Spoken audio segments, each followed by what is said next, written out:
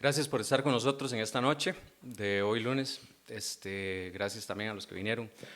Hoy vamos a continuar con el tema del reino milenial de Cristo, parte 2. Para las personas que nos están escuchando en línea, pueden encontrar el video en Facebook, en nuestra página de Facebook que se llama Blessed Hope Costa Rica. Ahí van a poder ver las series de las cuales hemos estado hablando estos últimos lunes sobre el final de los tiempos. Hoy va a ser la parte 2 del reino milenial de Cristo. Vamos a ver quiénes son los que lo van a habitar, cuál va a ser el papel de nosotros, ¿verdad? Los que estamos viviendo, quiénes van a resucitar, y algunas características del reino. Entonces, para dar inicio, vamos a poner esto en manos del Señor, que nos dé sabiduría y entendimiento, y pues a esta persona que está exponiendo, mucho temor de lo que vamos a hablar para que sea expuesta la palabra de Dios y no mi opinión. Entonces, te damos gracias, Señor, por este día, Señor. Sabemos que todos hemos pecado, Señor, así que te pedimos perdón por las ofensas que te hemos hecho, Señor. Gracias, Señor, porque nos das la salida y porque tus misericordias siempre son nuevas cada mañana, Señor, y podemos acudir a ti temprano, Señor. Antes de que sea tarde, de que se haga de noche, Señor, podemos acudir a ti, Señor, para que nos ampares y nos perdones, Señor, y que nos limpies de toda maldad, Padre amado. Te pido que en esta noche sea tu palabra expuesta, Señor, a través de solamente un hombre, para que tú seas glorificado, para que podamos ser preparados, Señor, y ser aprobados delante de tu presencia, Señor. Queremos usar bien la palabra de justicia. Queremos proclamar tu evangelio, Señor, ante cualquier persona y ante aquellas, Señor, que quieren calumniarte y quieren calumniar tu palabra. Queremos defenderla, Señor. Ayúdanos a estar preparados para poner defensa, como lo hizo Pablo y como lo hicieron los apóstoles y los discípulos, Señor. Te pido que vengas en el poder y presencia de tu Santo Espíritu sobre cada uno de nosotros, ilumines nuestras mentes, nuestro corazón, para el significado hermoso, glorioso y maravilloso de tu palabra. Nuevamente para ser preparados, no solamente para aumentar nuestro conocimiento por el hecho de aumentarlo, sino para estar preparados para toda buena obra, Señor. En el nombre de Cristo Jesús. Amén. Ok, nada más para hacer un resumen rápidamente de lo que es el milenio y de la semana pasada. La semana pasada vimos que obviamente Jesús es el Mesías, pero para que Jesús sea el Mesías de los judíos, o para que sea nuestro Salvador, Él necesita ser el Mesías de los judíos. ¿Ok? Nuevamente, para que Jesús sea el Mesías, el Salvador nuestro, Jesús tiene que ser el Mesías de los judíos. Ahora, para que Jesús sea el Mesías de los judíos, Él tiene que cumplir con ciertos requisitos. ¿Ok? Tiene que cumplir con ciertas profecías. Algunas las hablamos la semana pasada, otras las vamos a hablar esta semana. Bueno, hoy. Pero hablamos también de que Jesús parcialmente cumplió en su primera venida estas profecías. Fueron cumplidas parcialmente, ¿verdad? Es un Mesías y viene dos veces, ¿ok? Un Mesías y viene dos veces. La primera vez que Jesús vino, Él cumplió la primera parte del capítulo 61 de Isaías, ¿ok? Él vino como siervo a sufrir. Él vino a traer buenas nuevas del Evangelio, a libertar a los cautivos, a anunciar esperanza a los pobres, a los oprimidos. Pero la segunda parte del versículo 2 de Isaías 60, del capítulo de Isaías 61, eso lo cumple en su segunda venida. ¿Ok? Vamos a ir un toque a Isaías 61 para entender eso, para efectos de que quede grabado en el en vivo, y bueno, los que estamos acá, que podamos sentar las bases para ver lo que vamos a ver. Ok, Isaías 61, buenas nuevas de salvación. Dice: el Espíritu de Jehová, el Señor, está sobre mí, porque me ungió Jehová. esa parte de que lo ungió Jehová fue que el Espíritu Santo vino sobre él, ¿verdad? Él fue ungido, así como Aarón fue ungido en el Salmo 133. Me ha enviado a predicar buenas nuevas a los abatidos, a vendar a los quebrantados de corazón, a publicar libertad a los cautivos y a los presos apertura de cárcel, a proclamar el año de la buena voluntad de Jehová. Hasta aquí, Jesús, eso fue lo que hizo. Hasta aquí, eso fue lo que cumplió Jesús en su primera venida. ¿Ok? En su primera venida, Él lo hizo así. Y cuando en Lucas, Él va a la sinagoga, Él abre el rollo en Isaías 61 y esa parte fue la que Él leyó. Él no siguió hablando de Isaías porque en su primera venida, eso era lo que Él venía específicamente a cumplir. No más. Y si usted sigue leyendo, entonces dice el día de la venganza del Dios nuestro. Jesús no vino a vengarse en ese momento, porque eso lo va a hacer en su segunda venida, a consolar a todos los enlutados. Eso no lo hacen en la primera venida, lo hacen en la segunda venida. A ordenar que a los afligidos de Sión se les dé gloria en lugar de ceniza. ¿A quién le dio gloria en lugar de ceniza?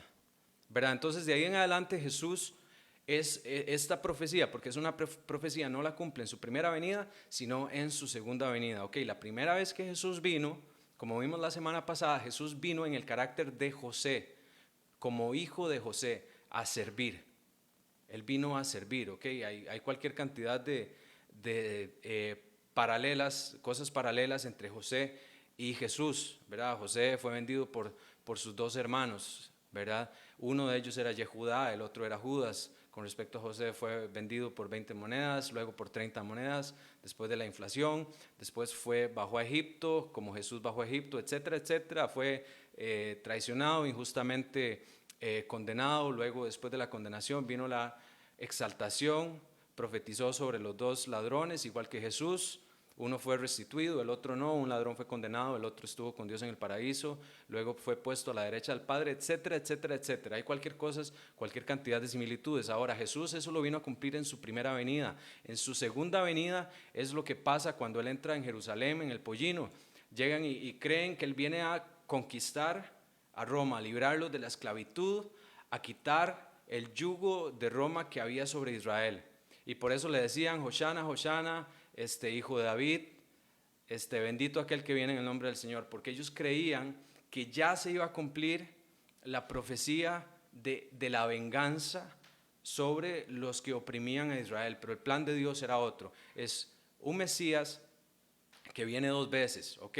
Entonces la segunda vez que el Señor, que Jesús viene, ahora sí ya no viene a servir, ya no viene a ser crucificado nuevamente, Él ahora sí viene como rey conquistador, como rey conquistador. Él viene ya a pagar, a, a, a traer su venganza sobre el anticristo, sobre las personas que tienen impiedad, ¿verdad? Entonces ya ahora sí viene a establecer su reino. Entonces esto es lo que vamos a ver. En su segunda venida el Señor viene en el carácter de David, ¿verdad? Por eso la semana pasada se llamaba el reino milenial de Cristo, Jesús, hijo de David, como subtítulo, porque nuevamente para que Jesús sea nuestro Salvador, Él tiene que venir y cumplir las promesas que el pueblo de Israel está esperando que cumpla. Por eso en parte no le creyeron los judíos. Ahora que haya servido para que nosotros pudiéramos ser injertados, para que la promesa se extendiera y el plan maravilloso de Cristo, ¿verdad? Entonces salimos beneficiados. Pero no es que el Señor tampoco en el caso contrario ya no tenga que lidiar con los judíos. Él tiene que cumplir las promesas y las va a cumplir, ¿verdad? Entonces vamos a ver algunas características del reino milenial, ¿verdad? Ya vimos también que el reino milenial va a ser va a ser inaugurado en su segunda venida, después de la gran tribulación. Después de la gran tribulación, yo sé que hay varias posiciones, ¿verdad? Pero nosotros analizamos los pasajes sobre el momento en que iba a venir Cristo. Entonces, después de la gran tribulación, después de que se manifieste la apostasía, el hombre de pecado, según Primera de Tesalonicenses 2, 3, bueno, a partir del 2 hasta el 6 aproximadamente, vemos cuándo va a ser este momento. ¿Cuándo va a ser este momento? ¿Verdad? Entonces, el reino milenial de Cristo va a ser inaugurado por la venida de Cristo, por la venida de Cristo. Ahora, ¿qué va a pasar en este momento? ¿Qué va a pasar en este momento? Van a haber varios eventos simultáneos. Número uno, Primera de Tesalonicenses habla de que nosotros vamos a ser transformados, ¿verdad? Pablo dice, no quiero que ignoréis.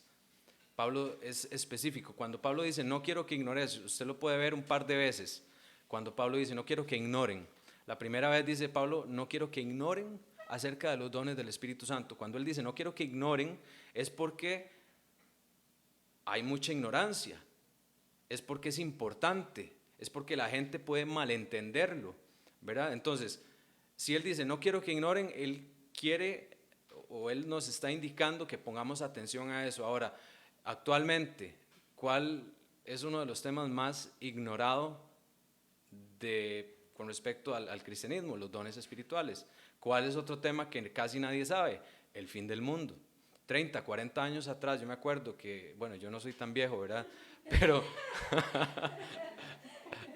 yo no soy tan viejo, pero recuerdo que cuando yo tenía como 10 años, un montón de gente hablaba de la venida de Cristo, ¿verdad? Para bien o para mal, poniendo fechas que decía que se iba a acabar el mundo en el 2000, para bien o para mal, la gente estaba interesada en qué va a pasar.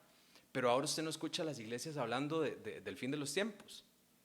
Usted no las escucha, ¿verdad? Muchísimas iglesias lo que hacen es decir, vamos a hablar del fin de los tiempos. Yo no quiero poner posición, pero es que la Biblia tiene una posición.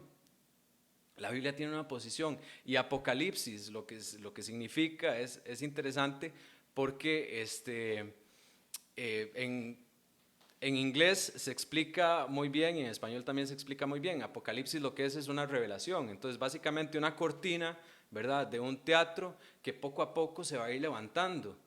Y cada vez, conforme avance el tiempo, podemos ver la imagen más claramente. La imagen más claramente. Entonces, todas las cosas que están pasando en el mundo actualmente, guerras, todo esto del COVID, no nos indica que esto es, pero así es más o menos como se va a ir viendo el asunto cuando venga el anticristo, ¿verdad? Va a presionarnos al mundo y a la iglesia a tal punto que vamos a escoger entre pertenecer al sistema o ser excluidos, aborrecidos, perseguidos, ¿verdad? Entonces, este es el evento que va a inaugurar, ¿verdad? Así como los huesos de José salieron al frente de la caravana, los muertos en Cristo van a resucitar primero, dice Pablo. ¿Por qué? Porque eso es predecido y vemos la sombra de lo que va a ser desde antes. Isaías en 46:10 dice, yo soy el alfa y el omega, el principio del fin, el que declaro el final desde el principio. Entonces nosotros podemos ver el plan de Cristo desde el principio. Desde el principio vamos a ver cómo la simiente de la mujer va a pararse en el calcañar de la serpiente, ¿verdad? Y eso es lo que va a hacer Cristo, eso es lo que hizo la primera vez, pero ya lo va a cumplir en su totalidad en su segunda venida. Los muertos en Cristo van a resucitar primero, luego nosotros vamos a ser transformados y nos vamos a reunir con Él en las nubes para venir ahora sí a el Señor va a acabar con el anticristo, con el aliento de su palabra, con el Espíritu. Entonces, eso es lo que va a dar inicio, inauguración al reino milenial de Cristo, ¿verdad? Ahora, hay algo importante, ¿cómo vamos a ser nosotros? ¿Cómo vamos a ser nosotros? ¿Y cuándo comenzó esto? Entonces vamos a ir a Oseas capítulo 6, versículo 2. Oseas capítulo 6, versículo 2 y luego Apocalipsis 24:6. Entonces dice, Oseas capítulo 6, versículo 2 dice, nos dará vida después de 2 días. En el tercer día nos resucitará y viviremos delante de Él. Y conoceremos y proseguiremos en conocer a Jehová. Vea lo curioso, Él dice, después de que nos dé vida, después de que nos resucite, ¿qué vamos a hacer? Lo conoceremos y proseguiremos en conocer a Jehová. La Biblia dice, cosas que ojo no vio ni oído yo son las que están preparadas ¿verdad? Entonces en la eternidad, en el milenio, todavía vamos a seguir conociendo al Señor y vamos a seguir ya, pero de la manera como vamos a conocerlo. En parte ahorita conocemos, ¿verdad? Pero ya vamos a conocerlo porque le vamos a ver tal como Él es. Y este concepto de ver no es ver físicamente, es conocer a la persona, conocerla de verdad. Entonces a eso se refiere. Pero hay algo interesante acá. Él dice que Él nos dará vida. Ahora, al decir nos dará vida es porque antes estábamos muertos. Antes estábamos muertos. Ahora, esto se cumple en varios aspectos, ¿verdad? La profecía es un patrón, ¿ok? Es un patrón, entonces no es clarividencia. Nosotros tenemos acá la palabra profética más confiable, ¿ok? La gente en el mundo va a que le adivinen las cartas, a que le lean el tarot, leen el periódico para leer el horóscopo, para saber qué les espera. Nosotros no hacemos eso. Nosotros tenemos la palabra profética más confiable. ¿Usted quiere saber qué va a pasar? Lea la Biblia, estudie la palabra, métase en ella, ¿verdad? Entonces, no es clarividencia. ¿Cómo funciona la profecía? El Señor llama a Abraham fuera de la tierra de su padre, en Ur. Y Esteban sabía esto, porque esa fue prácticamente la defensa de Esteban en Hechos 7. Sale Abraham a la tierra prometida, habita, ni siquiera sabiendo que era la tierra prometida, se va a Egipto y regresa. Le pasa a Israel. Es llamado, está en la tierra prometida, se va a Egipto, es libertado, sale. Luego en Oseas 11 creo que dice, para ver, Oseas 11:1, cuando Israel era muchacho yo lo amé y de Egipto llamé a mi hijo. Luego Mateo, hablando de Jesús, dice, fuera de Egipto llamé a mi hijo. Pero no solamente a ellos, sino que a nosotros. ¿Por qué? Porque cuando nosotros nacemos en Cristo, Él nos llama fuera de Egipto, ya no somos del mundo. Estamos en el mundo, pero ya no somos del mundo. Y eventualmente esto ya se va a cumplir en toda su esencia, en todo su esplendor. Ya no vamos a estar subjetivamente en el mundo, entonces ya objetivamente vamos a estar en Cristo. Lo que es verdad va a ser el cumplimiento final cuando seamos transformados. Ya no vamos a estar en el mundo y ya no vamos a tener esta naturaleza pecaminosa. Mientras tanto, sí, estamos fuera de Egipto. No pertenecemos al sistema del mundo, no pensamos como el mundo, no amamos al mundo, no actuamos como el mundo. No queremos ser como el mundo. No queremos volver a Egipto, aunque a veces los placeres sean agradables, aunque a veces la comida sea agradable, porque en el desierto es difícil. En el desierto a veces usted tiene agua, a veces no, a veces hay sombra, a veces no. Pero todos nosotros tenemos maná, tenemos el maná del cielo. ¿Por qué? Porque el Señor dijo, el que tenga hambre y sed de justicia, ¿qué? Será saciado. Tenemos el maná, no están los manjares del mundo. Por eso la iglesia no puede nuevamente competir con el mundo, ofrecer cosas que el mundo ofrece, porque siempre vamos a perder, siempre vamos a llevarlas de perder. La iglesia compite bajo los términos que dijo Cristo, de cómo tenemos que hacer. Cualquiera que sea amigo del mundo se constituye enemigo de Dios y no tenemos que amar al mundo, ¿verdad? El sábado habíamos hablado de eso, ¿ok? Entonces, nosotros vamos a ser transformados. Ya la verdad subjetiva que tenemos va a ser objetiva, o sea, va a ser experiencial. Ya vamos a experimentar lo que es ser transformado. Ahorita sí tenemos una naturaleza, ¿verdad? Nueva, somos nueva criatura, pero cuando seamos transformados ya vamos a saber la totalidad, el significado total de esta afirmación.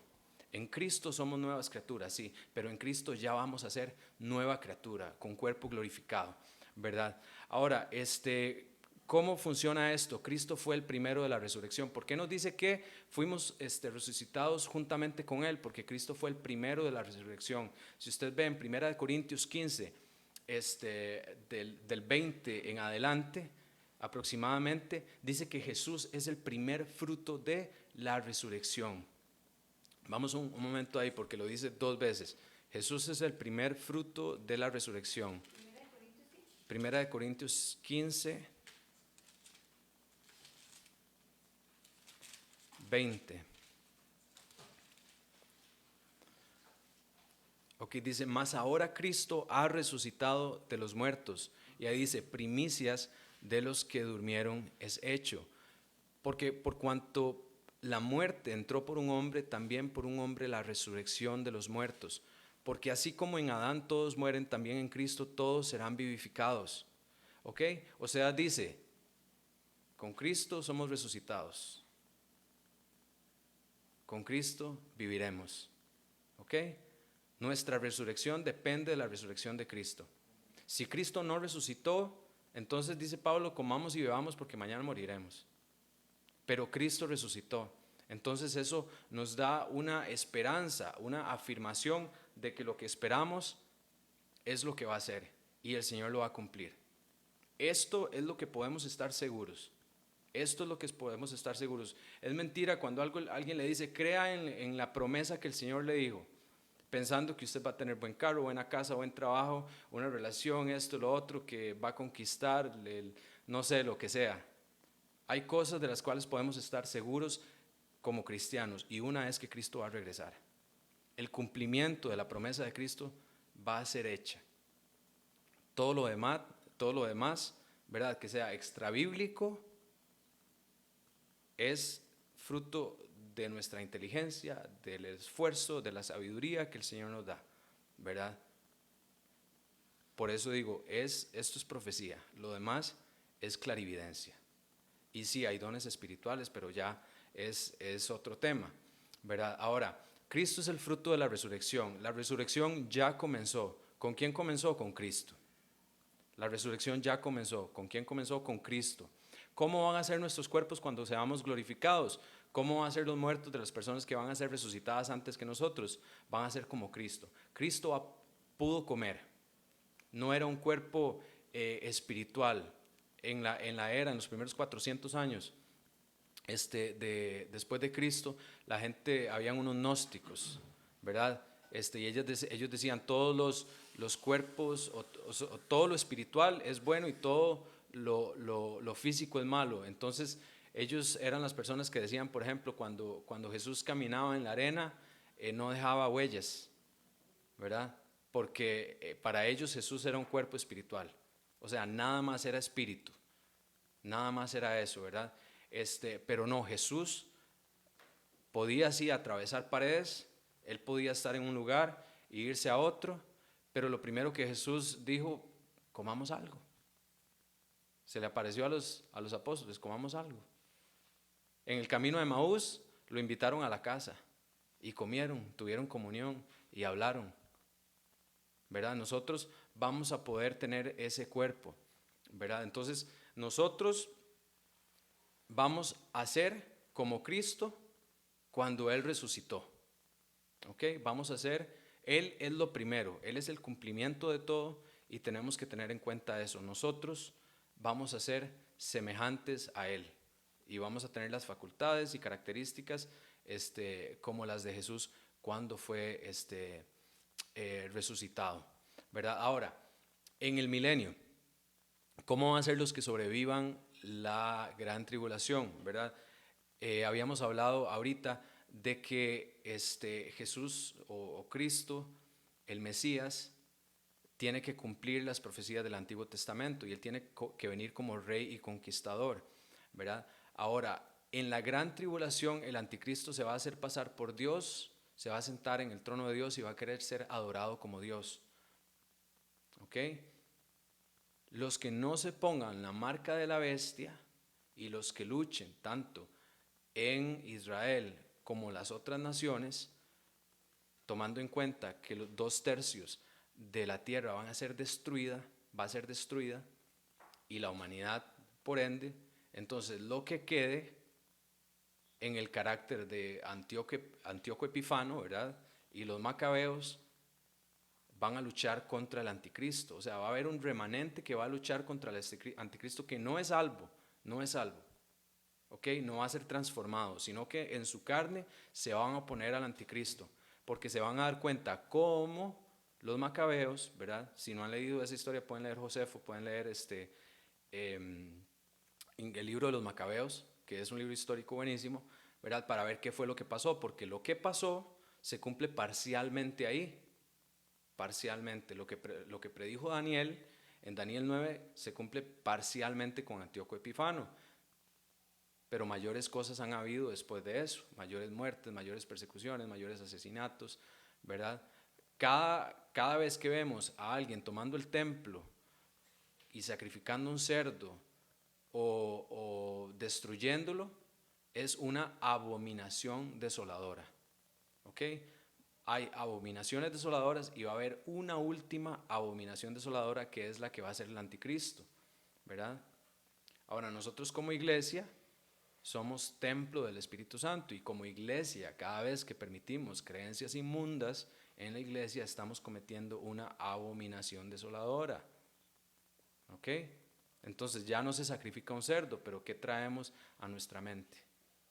Ya no se matan cosas o entran personas impuras o que no deberían al altar, pero cada vez que nosotros traemos gente del mundo, aceptamos corrientes del mundo, filosofías, huecas sutilezas dentro de la iglesia, estamos cometiendo una abominación desoladora, ¿verdad? Pero el anticristo va a ser el cumplimiento de todas esas cosas. Dice, siempre han habido falsos cristos, pero va a haber un falso Cristo, ¿verdad? Entonces siempre va a haber un cumplimiento. Entonces la profecía es un patrón con un cumplimiento último, ¿verdad? Un desenlace que va a ser como el desenlace.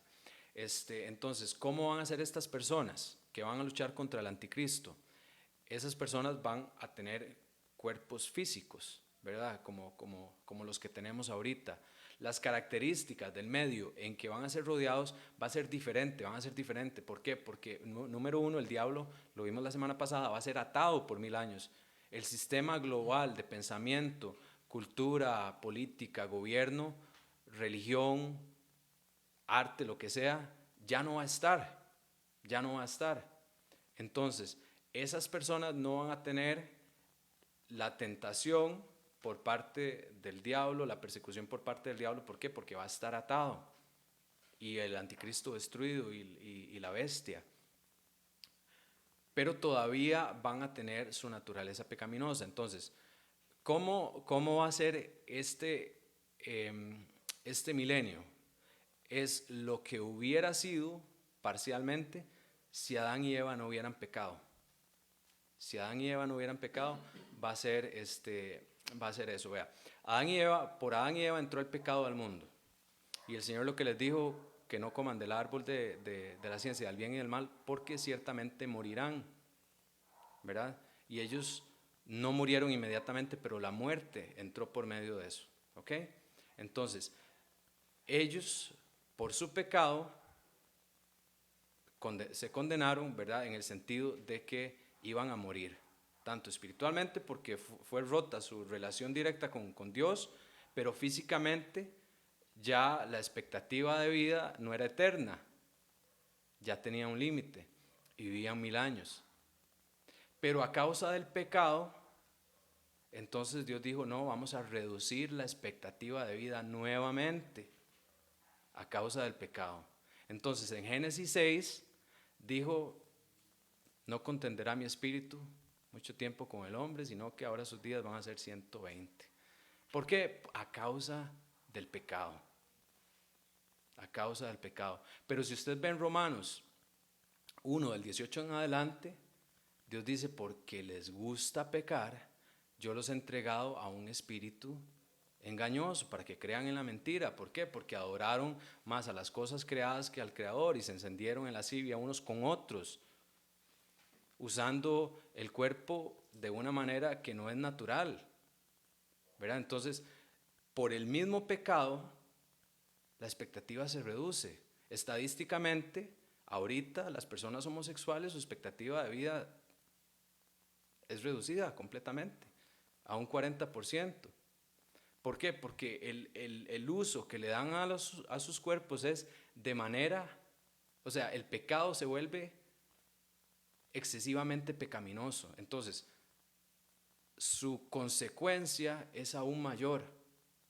su consecuencia es aún mayor. Entonces, lo que pasa con el pecado en el mundo, en el milenio se revierte, porque ya no va a haber pecado. Ahora, ¿por qué no va a haber pecado? Porque Cristo mismo va a estar reinando. Entonces, las personas, los 144,000, más las naciones que queden alrededor de Israel, van a ser gobernadas por Cristo.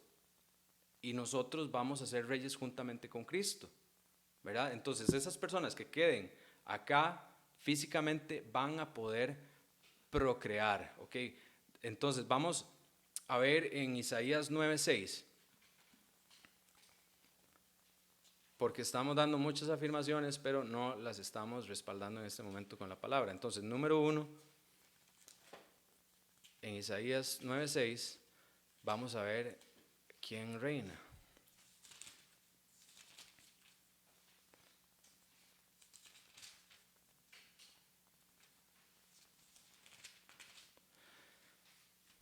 Dice, porque un niño nos es nacido, hijo nos es dado. ¿Ok? Eso se cumplió en la primera venida de Cristo. Recordemos que hay profecías cumplidas, hay profecías parcialmente cumplidas y hay profecías que están por cumplirse. ¿Ok? Porque un niño nos es nacido, hijo nos es dado y el principado sobre su hombro. Esto quiere decir que el reino va a ser sobre su hombro. Y se llamará su nombre admirable, consejero, Dios fuerte, Padre eterno, Sar Shalom, príncipe de paz, príncipe de paz. El Señor, ok, se cumple parcialmente acá. ¿Por qué? Porque Él es nuestro rey. Él es nuestro rey. Pero Él no está siendo rey en este momento sobre toda la tierra. Él es el rey de la iglesia, pero Él todavía no es rey de todas las naciones. Ante su nombre se doblará toda rodilla, todavía no está cumplido. Se está doblando rodillas. Hay personas que son fieles a Él actualmente, ¿verdad? Pero su reino no se ha experimentado en su totalidad, ¿verdad? Vamos a ver Salmo 72.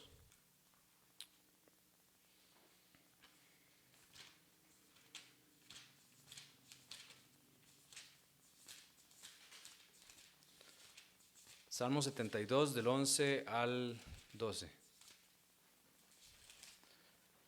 Ok, dice, todos los reyes se postrarán delante de él, todas las naciones le servirán. Esto está pasando actualmente. Hay personas que son amilenialistas, a en el sentido negativo del griego, ¿verdad? Que no son mileniales, que no creen en el milenio. Entonces estas personas dicen que el milenio es ahora, o sea, que es alegórico nada más, que el milenio comenzó cuando Jesús vino a la tierra y que estamos reinando y que los 1000 años son alegóricos, que no son literales, ¿verdad? Pero las cosas que leemos acá hablan de algo físico, algo que va a ser histórico, algo que va a pasar en esta línea del tiempo, ¿verdad? Entonces, ¿los reyes de la tierra están todos inclinados delante de Dios? No. ¿Todos los reyes se postrarán delante de Él? No. ¿Todas las naciones le servirán? No. Pero le van a servir. ¿Cuándo le van a servir? En el reino milenial de Cristo. Daniel 7:21.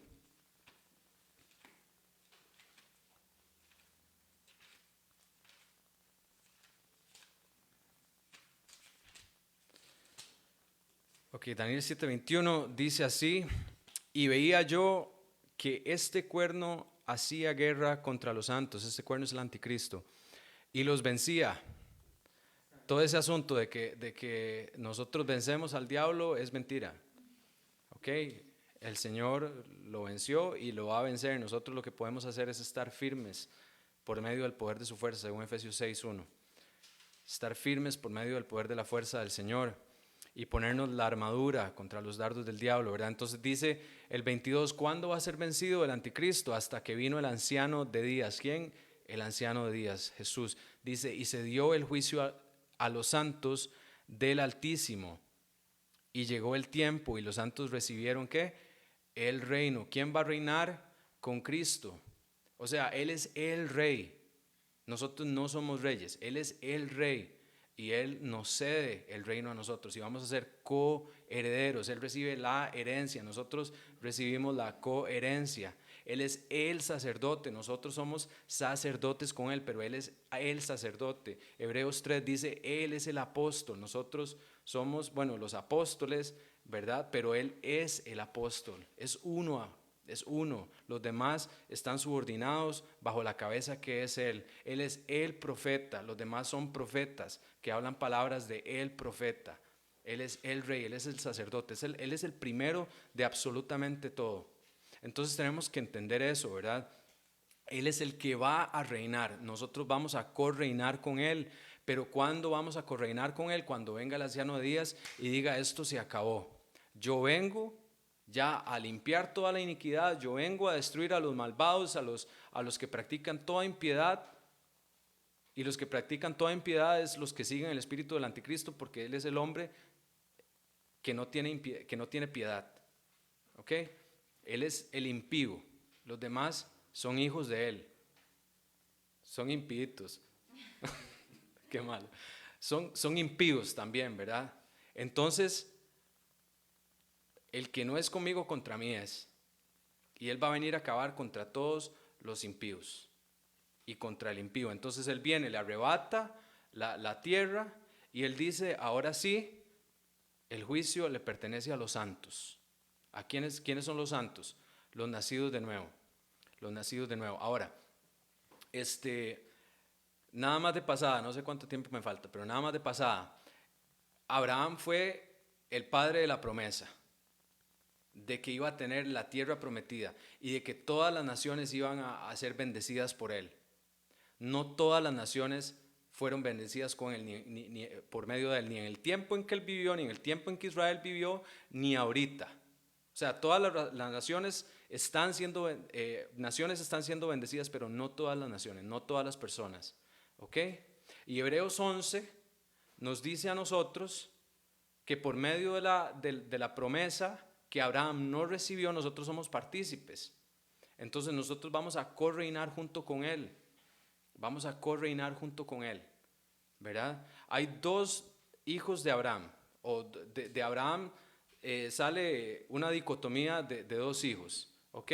Están los hijos antropológicos de Abraham, por sangre, y están los hijos por medio de la fe de Abraham.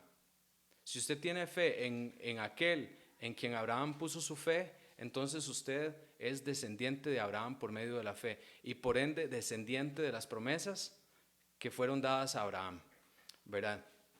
Isaías 2, del 2 al 4.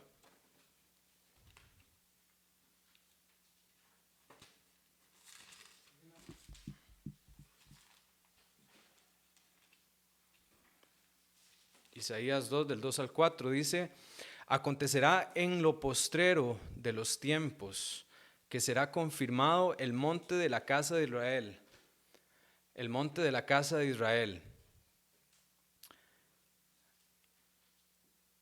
El monte de la casa de Jehová, perdón, como cabeza de los montes, Cristo, como cabeza de los montes, y será exaltado sobre los collados y correrán a él todas las naciones. ¿Esto está pasando? No todas las naciones están corriendo a él. No todas las naciones están corriendo a él. Y vendrán muchos pueblos y dirán, venid y subamos al monte de Jehová, a la casa de Dios de Jacob, y nos enseñará sus caminos y caminaremos por sus sendas, porque de Sión saldrá la ley y de Jerusalén la palabra de Jehová. Eso no pasó absolutamente en ningún momento a través del reino de Israel. Ni ahora ni antes. Eso va a pasar cuando Cristo venga.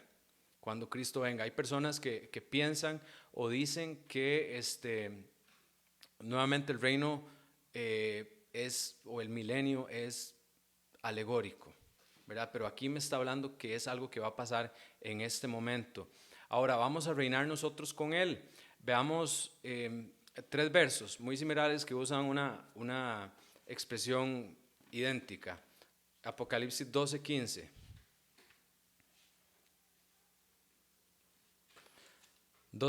Dice así, y la serpiente, para ver, 12:5, perdón. 12:5 dice, y ella dio a luz un hijo varón que regirá con vara de hierro a todas las naciones, y su hijo fue arrebatado para Dios y para su trono. Ahí la expresión que nos interesa es con vara de hierro. Ahora en el 19:15 de Apocalipsis, 19:15 dice, de su boca sale una espada aguda para herir con ella las naciones, hablando de Jesús en el caballo blanco. Y él las regirá ¿con qué? Con vara de hierro, y él pisa el lagar del vino del furor y de la ira del Dios Todopoderoso. Ahora vamos al capítulo 2, 27 de Apocalipsis. Entonces Jesús nace en Belén, ¿verdad? Le dio a la mujer un varón que va a regir las naciones, y luego en su segunda venida va a regir las naciones con vara de hierro. Y ahora en Apocalipsis 2,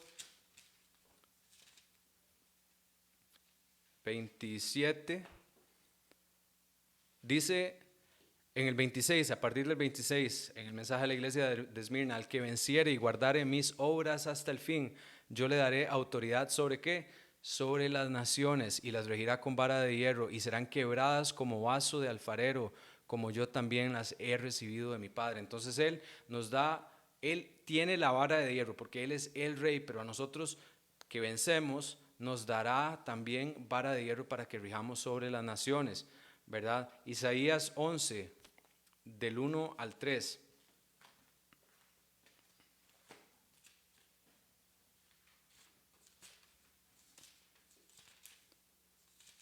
Isaías 11, del 1 al 3. Dice: saldrá una vara del trono de Isaí, una vara. A esto se refiere en hebreo. Ustedes han escuchado la palabra de Nazaret, ¿verdad? Nazaret en hebreo es Netzeret, Netzeret, lo que significa una vara justa, pero vara en el sentido que pertenece a un árbol. Saldrá una vara justa que regirá sobre las naciones, ¿verdad? Es una mala traducción, pero sí está ahí, igual se entiende el sentido, pero esta vara justa es Jesús, dice. ¿Y de dónde saldrá? Del tronco de Isaí, ¿verdad? Y un vástago retoñará de sus raíces. Eso es lo lindísimo, ¿verdad? Que habla de nosotros. Y reposará sobre él el espíritu de Jehová. ¿Sobre quién? Sobre Jesús, que es la vara justa. Espíritu de sabiduría y de inteligencia, espíritu de consejo y de poder, espíritu de conocimiento y de temor de Jehová. Y le hará entender diligente en el temor de Jehová. No juzgará según la vista de sus ojos, ni arguirá por lo que oigan sus oídos. Jesús dijo: yo no les hablo de lo que yo quiero, yo les hablo solamente de lo que mi Padre me dice que les hable. ¿Cierto?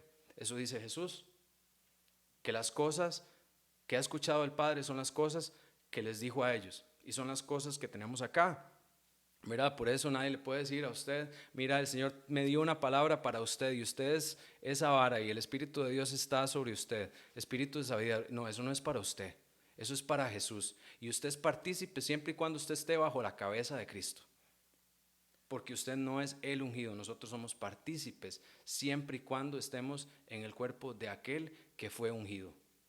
¿Ok? Nadie puede llegar y decirle a usted: es que este pasaje es para usted.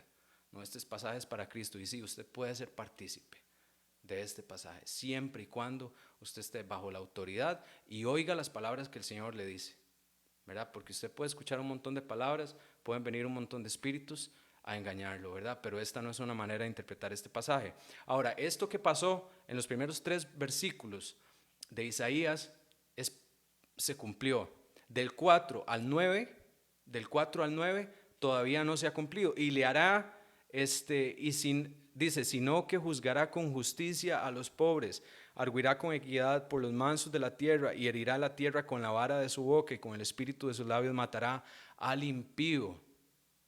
Segunda de Tesalonicenses 4 habla de que matará al anticristo con el aliento de su boca, con el aliento de su boca, ¿verdad? Y aquí Isaías nos dice que con el espíritu de sus labios matará al impío, y será la justicia cinto de sus lomos y la fidelidad ceñidor de su cintura. Morará el lobo con el cordero, eso no está pasando ahorita, y el leopardo con el cabrito se acostará. El becerro y el león y la bestia doméstica andarán juntos, y un niño los pastoreará. Eso no está pasando ahorita. Yo no voy a poner a mi hija a la par de un león, ¿verdad? Jamás en la vida. La vaca y la osa pasarán, sus crías se echarán juntas, y el león como el buey comerá paja. Y el niño de pecho jugará sobre la cueva del áspid, y el recién destetado extenderá su mano sobre la caverna de la víbora. No harán mal ni dañarán en todo mi santo monte, porque la tierra será llena del conocimiento de Jehová como las aguas cubren el mal. Entonces, a partir del 9, perdón, se comienza a cumplir ahora sí parcialmente nuevamente. La profecía es así, intercalada. Usted básicamente tiene que ir viendo qué se ha cumplido, qué no se ha cumplido y qué se ha cumplido parcialmente. Acontecerá en aquel tiempo que la raíz de Isaí, otra vez, regresamos a la raíz de Isaí, la cual estará puesta por perdón a los pueblos. Otra vez Jesús vino a perdonar a los pueblos, será buscada por las gentes y su habitación será gloriosa. Asimismo acontecerá, etcétera, etcétera. A partir de ahí se cumple parcialmente con la primera venida de Cristo, pero a partir del versículo 4 al 9 todavía no se ha cumplido. ¿Por qué? Porque se cumple en el milenio. Hay cumplimientos parciales y cumplimientos que no han pasado, ¿verdad? Ahora, en el Antiguo Testamento la promesa del milenio está ahí en Isaías 65, 19 al 25. Isaías 65 del 19 al 25. Dice así: y me alegraré con Jerusalén y me gozaré con mi pueblo, y nunca más se oirán en ella voz de lloro ni voz de clamor. No habrá más allí niño que muera. Ok, en esta Jerusalén todavía van a haber personas. Las personas que queden cuando el Señor venga van a seguir dando a luz, van a seguir teniendo bebés. Pero los bebés, nuevamente, sin la naturaleza pecaminosa o van a tener la capacidad de pecar. Lo que pasa es que el ambiente no los va a envolver a pecar. ¿Okay? Los agentes externos fuera de lo que hay dentro de nosotros no los van a tentar a pecar. ¿Okay? Dice en el 20, no habrá más allí niño que muera de pocos días. ¿Okay? De pocos días. Van a morir, pero no va a ser de pocos días. Ni viejo que sus días no cumpla, porque el niño morirá ¿de cuánto? De 100 años, y el pecador de 100 años será maldito. O sea, todavía las personas van a poder pecar, ¿ok? Todavía las personas van a poder decidir pecar, ¿ok? Porque el niño morirá de 100 años, y el pecador de 100 años será maldito. Edificarán casas y morarán en ellas, plantarán viñas y comerán el fruto de ellas. No edificarán para que otro habite, ni plantarán para que otro coma, porque según los días de los árboles serán los días de mi pueblo, y mis escogidos disfrutarán la obra de sus manos. Entonces, lo que el pecado hizo al principio con nuestros años, con la maldad que los redujo, el gobierno de Cristo, cuando venga a establecer y sea una vara justa para regir a las naciones, va a hacer que los días incrementen. Entonces las personas van a llegar a vivir nuevamente 900 años, van a haber un montón de Matusalenes, un montón de Noés, de Nox, ¿verdad? El asunto es, el Señor va a lograr hacer lo que hasta el día de hoy ningún gobierno, ningún rey ha podido hacer. Usted escucha ahorita planes de gobiernos para establecer justicia, para quitar la maldad, y hay cualquier cantidad de ideas. Desbanquen a la policía en Estados Unidos, Black Lives Matter. Todos quieren justicia, pero no quieren aceptar al rey de la justicia. Pero lo que todos han intentado hacer por miles de años para traer justicia a la tierra, el Señor va a decir: aquí estoy yo, y esto sí va a ser justicia, y la voy a lograr aún la gente pudiendo pecar, aún la gente teniendo libre albedrío, aún la gente pudiendo decidir. Lo voy a lograr.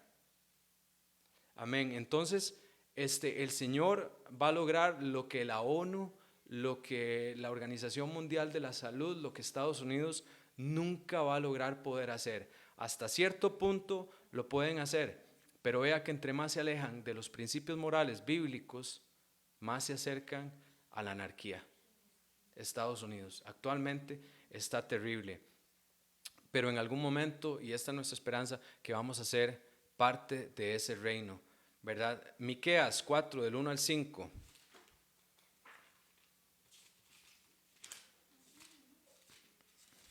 Miqueas 4, del 1 al 5, está ya casi que al puro final antes de Nahum. Dice: acontecerá en los postreros tiempos que el monte de la casa de Jehová será establecido, muy parecido a Isaías, y de hecho eran contemporáneos. En el monte de la casa de Jehová será establecido por cabecera de montes, que en Cristo, y más alto que los collados, y correrán a él los pueblos. Vendrán muchas naciones y dirán: venid y subamos al monte de Jehová y a la casa del Dios de Jacob, y nos enseñará en sus caminos y andaremos por sus veredas, porque del Sión saldrá la ley y de Jerusalén la palabra de Jehová. Básicamente está repitiendo lo que dijo Isaías.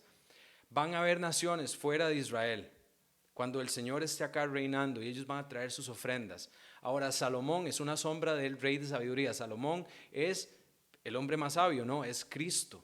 Es Cristo. Salomón es una sombra de lo que Cristo va a hacer en su totalidad. ¿Y quiénes venían a Salomón? Las personas en la tierra.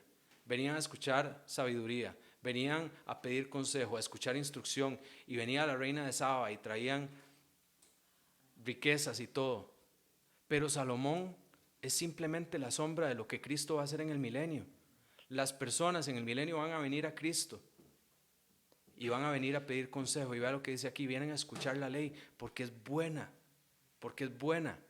Y ahora esto se cumple en nosotros. Nosotros acudimos a Cristo y pedimos instrucción por medio de su palabra, pero lo vamos a tener a Él. Ahí lo vamos a tener a Él y vamos a correinar con Él y vamos a ser partícipes de su reino, ¿verdad? Mientras tanto, nos aferramos a la palabra. Luego no vamos a necesitar la palabra, ¿verdad? Porque lo vamos a tener a Él, porque Él es el objeto de la palabra. Mientras tanto, Él ha exaltado, según Salmo 82, 15, si no me equivoco, ha exaltado su nombre y su palabra por encima de todas las cosas, ¿verdad? Salmo 2, del 6 al 8.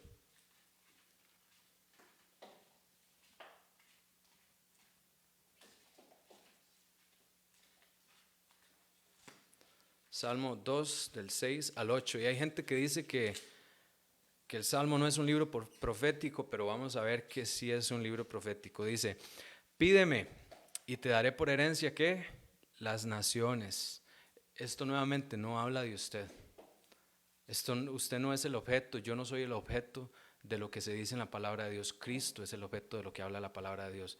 Todo el asunto de que usted va y aunque sea misionero y Él le va a dar por herencia a las naciones, no. Usted está proclamando el evangelio, y a quien Dios le dio por herencia a las naciones es a Cristo, y se lo va a dar. Esto no se ha cumplido todavía. Pídeme y te daré por herencia a las naciones y como posesión tuya los confines de la tierra. Y recordemos que Jesús es Jesús, hijo de David. Dios no le dio a David por herencia a las naciones, le dio muchas tierras, pero no le dio por herencia a las naciones. ¿Por qué? Porque se las va a dar a Cristo. De David, de la raíz de David, iba a salir el Cristo, el verdadero rey, el que se suponía que tenía que ser el rey de Israel desde un principio y que ellos no quisieron. Jeremías 23, 5 al 6. Jeremías 23, 5 al 6. Y vamos a saltarnos varios versículos porque ya se nos hizo un poquito tarde.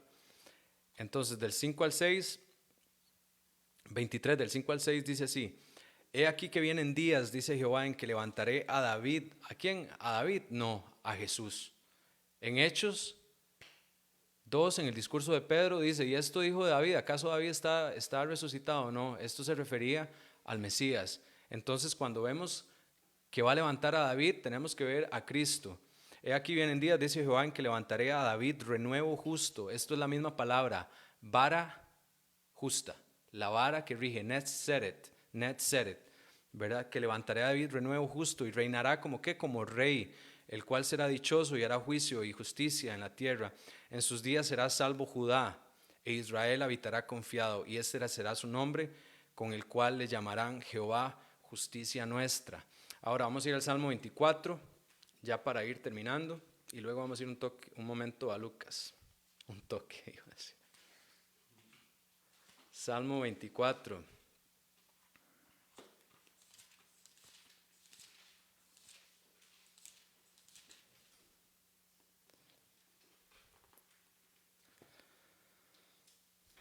De Jehová es la tierra y su plenitud, el mundo y los que en él habitan, porque él la fundó sobre los mares y la afirmó sobre los ríos. ¿Quién subirá al monte de Jehová y quién estará en su lugar santo? El limpio de manos y puro de corazón, el que no ha elevado su alma a cosas vanas ni jurado con engaño. Ok, esto habla, bueno, de Dios, es el mundo y todo lo que en ella hay. Ahora, ¿quién? Nosotros, los que no elevamos nuestra alma a cosas vanas ni jurado con engaño. Él recibirá bendición de Jehová y justicia del Dios de salvación. Tal es la generación de los que le buscan, de los que buscan su rostro, oh Dios de Jacob. Ahora sí dice, alzad, oh puertas, vuestras cabezas, y alzaos vosotras puertas eternas, y entrará ¿qué?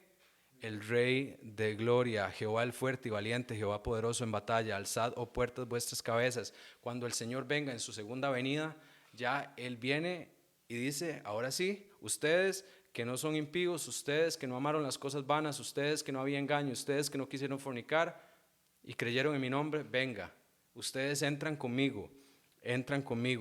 Y la segunda vez que venga como rey conquistador, ¿verdad? Porque aquí dice que Él viene como rey, Él es grande en batalla. Él la primera vez no vino grande en batalla, Él vino a servir, Él vino a hacer propiciación. Segunda vez Él viene como rey, ahora sí, a dar venganza, el día grande de la ira del Señor. Dice en el 10, ¿quién es este Rey de gloria? Jehová de los ejércitos es el Rey de gloria.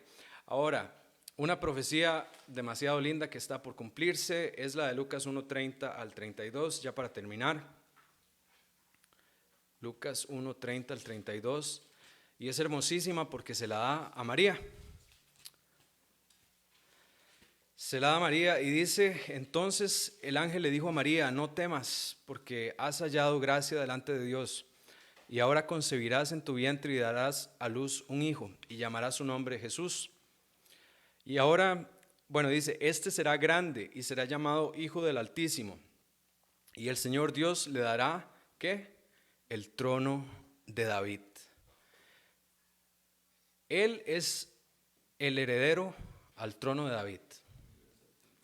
Y Él es nuestro rey actualmente.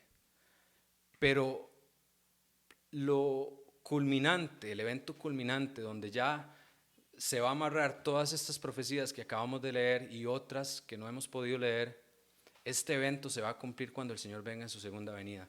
Y ya ahora sí va a traer venganza, ya ahora sí nos va a salvar, ya ahora sí la segunda vez que venga va a unir a la casa de Judá, a la casa de Israel, a los gentiles, y nos va a hacer de una sola nación y vamos a reinar con Él. Y ahora sí toda rodilla se va a doblar.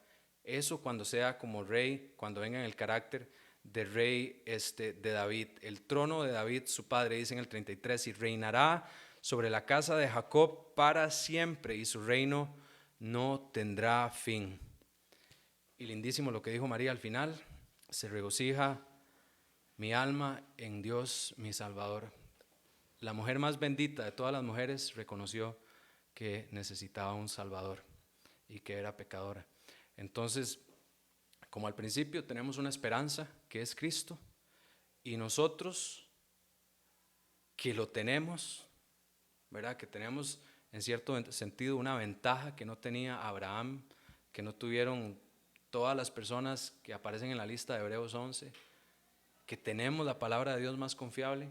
Tenemos que agarrarnos de esa esperanza y no dejarla ir, y esperar y saber que Él va a venir. ¿Por qué? Porque Él ya vino, y usted hasta puede probar que ya vino y que resucitó, aunque usted no tenga la palabra, aunque usted no tenga los evangelios sinópticos, usted puede probarlo. Personas seculares lo han hecho.